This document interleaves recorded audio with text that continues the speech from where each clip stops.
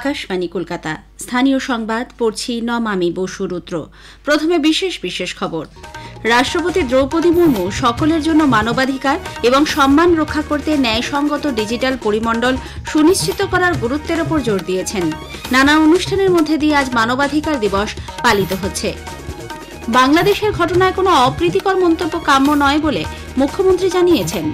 রাজনৈতিক উত্তেজনার প্রেক্ষিতে সেদেশে আটকে থাকা মিতালি এক্সপ্রেস আজ ভারতে ফিরেছে। প্রধানমন্ত্রী নরেন্দ্র মোদী আগামীকাল স্মার্ট ইন্ডিয়া হ্যাকাথন 2024-এর চূড়ান্ত পর্বের তরুণ আবিষ্কর্তাদের সঙ্গে কথা বলবেন। আগামীকালই এর সূচনা হচ্ছে।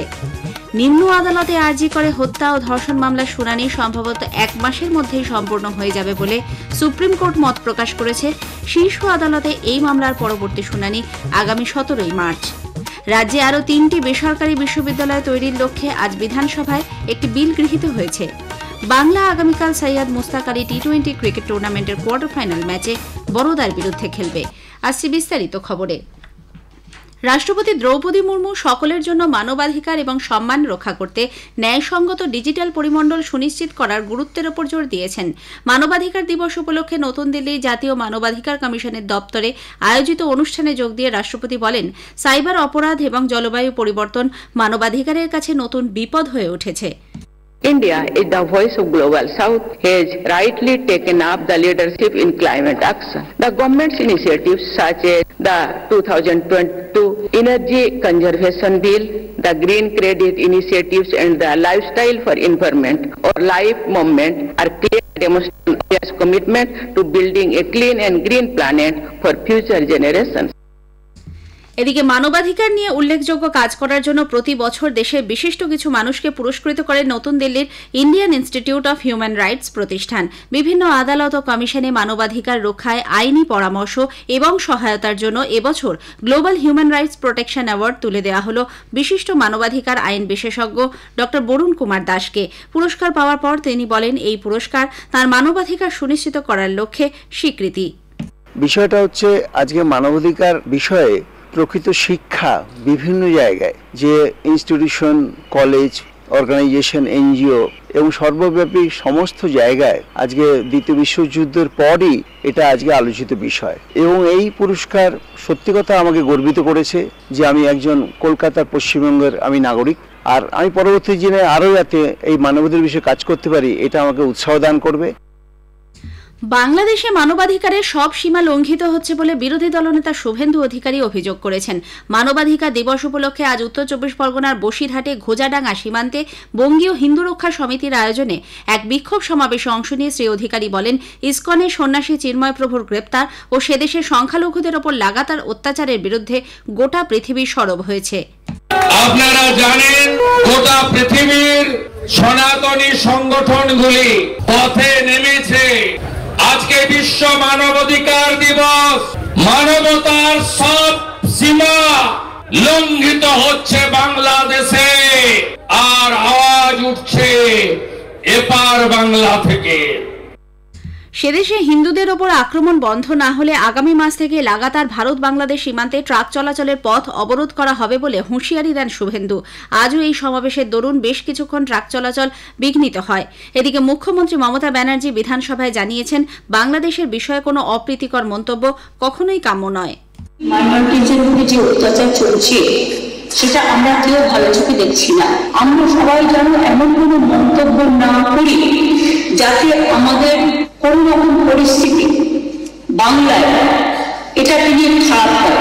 আমরা দাঙ্গা চাই না, শান্তি চাই।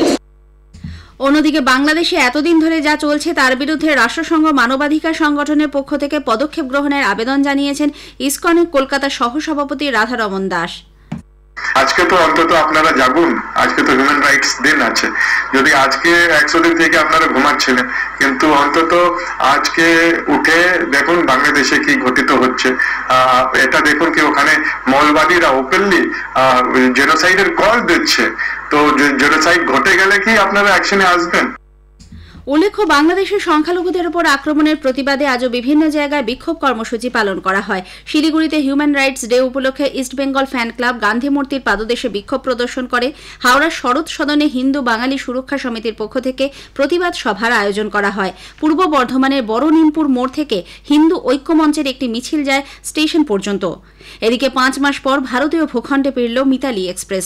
গত 17 জুলাই বাংলাদেশি যাত্রীদের নিয়ে জলপাইগুড়ি টাউন স্টেশন থেকে হলদিবাড়ি ভারত বাংলাদেশ সীমান্ত দিয়ে লালমনিরহাট হয়ে ঢাকা পৌঁছেছিল ট্রেনটি। এরপরই সেদেশে রাজনৈতিক পরিস্থিতির অবনতি ঘটতে থাকে। সেই থেকে ট্রেনের কোচগুলি ওপারে অযত্নে পড়েছিল।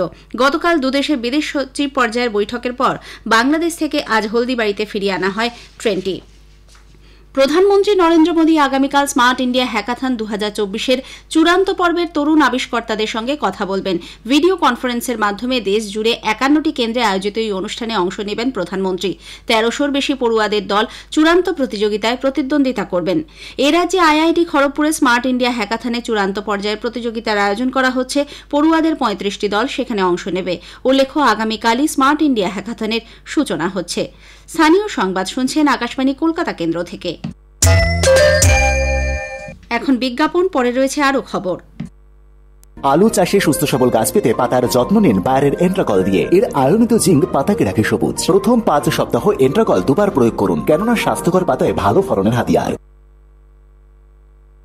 ফিরে আসি স্থানীয় সংবাদে। আরজিকর কাণ্ডে সিবিআই এর সর্বশেষ স্ট্যাটাস রিপোর্ট পর্যবেক্ষণের পর সুপ্রিম কোর্ট জানিয়েছে এই হত্যা ও ধর্ষণ মামলার শুনানি সম্ভবত 1 মাসের মধ্যেই সম্পূর্ণ হয়ে যাবে। শিয়ালদায় বিশেষ সিবিআই আদালতে সোম থেকে বৃহস্পতি দৈনিক ভিত্তিতে শুনানি চলছে। সুপ্রিম কোর্টের প্রধান বিচারপতি সঞ্জীব খান্না এবং বিচারপতি সঞ্জয় কুমারের বেঞ্চে সিবিআই এর পক্ষে সলিসিটর জেনারেল তুষার মেহতা জানান, আরজিকর হাসপাতালে আর্থিক অনিয়মের বিষয়ে পৃথকভাবে তদন্ত করা হয়েছে। অভিযুক্ত ব্যক্তি সরকারি কর্মচারী হওয়ায় রাজ্য সরকারের অনুমতির অপেক্ষা করা হচ্ছে। জুনিয়র ডাক্তারদের পক্ষ থেকে আইনজীবী ইন্দিরা জয়সিং রাজ্যের পদক্ষেপের ওপর নজরদারি করার জন্য নিরপেক্ষ কমিটি গঠন করার দাবি জানান। এ ব্যাপারে প্রধান বিচারপতি তাদের জাতীয় টাস্কফোর্সের কাছে যেতে বলেন। অন্যদিকে আরজিকরের চিকিৎসক তরুণীর নাম প্রকাশ্যে নেওয়ায় কলকাতার প্রাক্তন পুলিশ কমিশনার বিনীত কুমার গোয়েলের বিরুদ্ধে করা মামলা প্রত্যাহারের অনুমতি দিয়েছে শীর্ষ আদালত। 17 মার্চ সুপ্রিম কোর্টে আরজিকর সংক্রান্ত মামলার পরবর্তী শুনানি। এদিকে সুপ্রিম কোর্টে আরজিকরের মামলার শুনানি 3 মাসের বেশি সময় পিছিয়ে যাওয়ায় তীব্র হতাশা ব্যক্ত করেছেন নির্যাতিতার বাবা মা। আদালতে সিবিআই মিথ্যা দাবি করছে বলেও অভিযোগ করেছেন তারা। রাজ্যে আরও 3টি বেসরকারি বিশ্ববিদ্যালয় তৈরি হতে চলেছে। এর মধ্যে হুগলি জেলার ধনেখালিতে রবীন্দ্রনাথ ঠাকুরের নামাঙ্কিত এবং উত্তর 24 পরগনার আগরপাড়ায় রামকৃষ্ণ পরমহংসদেবের নামে বিশ্ববিদ্যালয় তৈরির জন্য আজ বিধানসভায় একটি বিল গৃহীত হয়েছে। বিলের ওপর আলোচনা শেষে জবাবি ভাষণে শিক্ষামন্ত্রী ব্রাত্য বসু বলেন, সরকারি বেসরকারি মিলিয়ে এ রাজ্যে বিশ্ববিদ্যালয়ের সংখ্যা বেড়ে হচ্ছে 46। বিলের ওপর আলোচনায় অংশ নিয়ে বিজেপি ও আইএসএফ রাজ্যের শিক্ষার পরিকাঠামো এবং বেসরকারীকরণ নিয়ে একাধিক অভিযোগ জানান। আলোচনা শেষে ধ্বনি ভোটে বিল দুটি সভায় গৃহীত হয়। হাওড়ার ডুমুরজলা স্টেডিয়ামের পরে এবার কিংবদন্তি প্রয়াত ফুটবলার শৈলেন মান্নার নামে হাওড়ার একটি রাস্তার নামকরণ করলেন মুখ্যমন্ত্রী মমতা ব্যানার্জি। দীঘা সফরে রওনা হওয়ার আগে ডুমুরজলা হেলিপ্যাড গ্রাউন্ডে সাংবাদিকদের মুখোমুখি হয়ে আজ নাম পরিবর্তনের কথা জানান তিনি। 30তম কলকাতা আন্তর্জাতিক চলচ্চিত্র উৎসবের 7ম দিনে শিশির মঞ্চে চলচ্চিত্র উৎসব তখনও এখন শীর্ষক এক আলোচনা সভার আজ আয়োজন করা হয়। বিভিন্ন বক্তারা বলেন, বর্তমান সময়ে চলচ্চিত্র উৎসবকে সিনেমা বিপণনের মাধ্যম হিসেবে গণ্য করা হয়ে থাকে। আলোচনায় অংশ নেন জুডি গ্ল্যাডস্টোন, সুপ্রাণ সেন, ভিকে চিরিয়ান প্রমুখ। চলচ্চিত্র সংগঠন forum for film studies and allied আর্টসের সম্পাদক রবীন্দ্রনাথ ব্যানার্জি আকাশবাণীকে বলেন, সুষ্ঠুভাবে চলচ্চিত্র উৎসব সম্পন্ন করতে গেলে একটি স্থায়ী কমিটি প্রয়োজন, যারা সারা বছর এটা নিয়ে কাজ করবে। ভালোভাবে চলচ্চিত্র করতে হলে, উৎসব করতে গেলে একটু পার্মানেন্ট একটা বিভাগ প্রয়োজন, যারা সারা বছর এই নিয়ে কাজ করবে। যেটা দিল্লিতে হয়, পুনাতে হয়, কেরালাতে ফিল্ম ফেস্টিভ্যালে তারা সারা বছর কাজ করে এবং তার জন্য বিশেষ কিছু লোক তারা রাখে, যারা ছবির খবর রাখে, ছবিকে জানে, বিভিন্ন ফেস্টিভ্যাল কোথায় কোন ছবি দেখানো হচ্ছে সেগুলোতে তারা যায় এবং সেখানকার সাথে একটা কানেক্টেড থাকে, তবেই এটাকে আরও ভালোভাবে করা যাবে। বাংলা আগামীকাল সৈয়দ মুস্তাক আলী টি20 ক্রিকেট টুর্নামেন্টের কোয়ার্টার ফাইনাল ম্যাচে বরোদার বিরুদ্ধে খেলবে। বেঙ্গালুরুর এম চিন্নাস্বামী স্টেডিয়ামে খেলা শুরু হবে সকাল 11টায়। গতকাল প্রি কোয়ার্টার ফাইনাল ম্যাচে বাংলা চণ্ডীগড়কে 3 রানে হারিয়ে শেষ 8-এ পৌঁছেছিল। শেষ করার আগে স্থানীয় সংবাদের বিশেষ কিছু অংশ আরও একবার।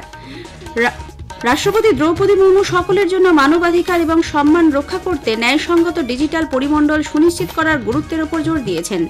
নানা অনুষ্ঠানের মধ্যে দিয়ে আজ মানবাধিকার দিবস পালিত হচ্ছে। বাংলাদেশের ঘটনায় কোনো অপ্রীতিকর মন্তব্য কাম্য নয় বলে মুখ্যমন্ত্রী জানিয়েছেন। প্রধানমন্ত্রী আগামীকাল স্মার্ট ইন্ডিয়া হ্যাকাথন 2024-এর চূড়ান্ত পর্বে তরুণ আবিষ্কর্তাদের সঙ্গে কথা বলবেন। স্থানীয় সংবাদ শেষ হলো।